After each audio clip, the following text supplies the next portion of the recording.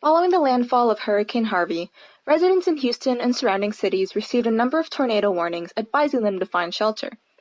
Many Houstonians were left wondering, what was causing these suites of tornadoes to form, and why did they seem to primarily target the greater Houston area? We'll be answering these questions and more in this video. The explanations are based off of the article, Genesis of Tornadoes Associated with Hurricanes by R. Cecil Gentry, published by the American Meteorological Society in 1983. Statistics show that most true hurricanes whose centers crossed the United States coastline south of Long Island, New York, from 1959 to 1980, had tornadoes reported with them. Improved tornado reporting has only increased the numbers of tornadoes recorded during hurricanes. 95% of the tornadoes reported from 1973 to 1980 lied on the northeast quadrant of the hurricanes associated with them. In fact, tornadoes show a strong preference for forming either about 100 kilometers from the hurricane center or between azimuths of 20 and 120 degrees. Now let's think about why these findings make sense for our basic knowledge of hurricanes. Hurricanes in the northern hemisphere rotate counterclockwise.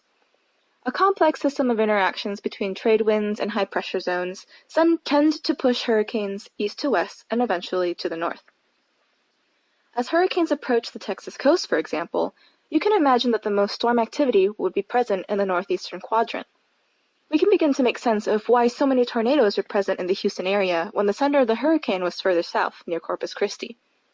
But what exactly was causing them to form?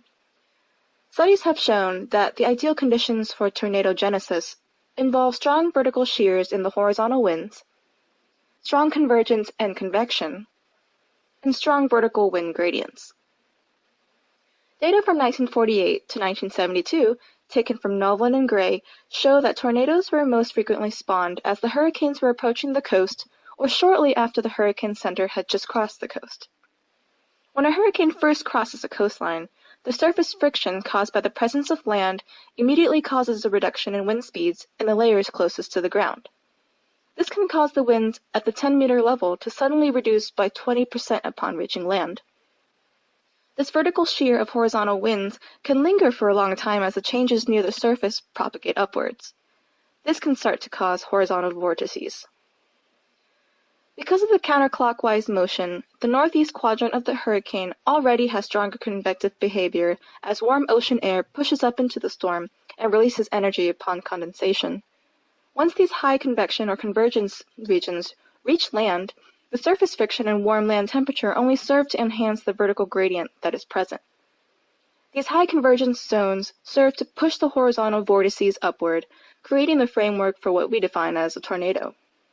To summarize, tornadoes tend to develop in the northeast quadrant of hurricanes soon after landfall. A combination of existing high convective bands in the hurricane and mechanical friction at the warm land surface create the ideal conditions for tornado genesis during a hurricane. The unprecedented amount of rain recorded during Hurricane Harvey indicates that the storm's slow movement allowed it to form strong convective bands that made the formation of tornadoes favorable within the first couple days of landfall, thus explaining the high number of tornado warnings issued in the greater Houston area. To learn more about Hurricane Harvey and read Gentry's paper, visit the following links. Thanks for watching.